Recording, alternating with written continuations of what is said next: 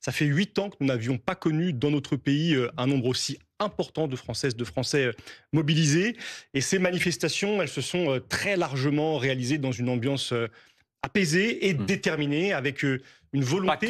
Pas tout le temps. Oh, si, dans une écrasante majorité des cas. Il faut dire qu'il y a eu beaucoup de provocations policières notamment, qui ont parfois fait dégénérer la situation. Mais moi, ce que je veux souligner, c'est la détermination. J'étais, moi, à Argenteuil, Mmh. aujourd'hui, avec des centaines de personnes pour manifester.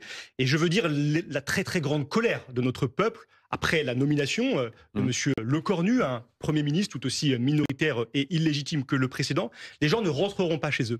Ils ne rentreront pas chez eux jusqu'à ce qu'enfin... Pour vous, ce leur soir, c'est le dignité, début de quelque chose. c'est le début de quelque chose. Moi, je participais à une assemblée générale avec beaucoup d'organisations syndicales à Besançon. Ce matin, Mmh. c'était déjà la date du 18 qui était en train d'être préparée, avec la volonté d'initiative, d'action entre aujourd'hui et le 18. Donc on sait qu'il est, d'un certain point de vue, l'acte 2 de ce grand mouvement de réponse populaire à une Macronie à l'agonie. Une Macronie qui est aujourd'hui, qui tente d'imposer à toute force une politique qui est rejetée par une majorité de Français. Et je le redis, tant que le résultat des urnes, tant que la volonté majoritaire de notre peuple de tourner la page de 8 années d'un pouvoir qui écrase les Françaises et les Français ne sera pas entendue, les Françaises et les Français continueront, c'est notre histoire, à se mobiliser, à manifester.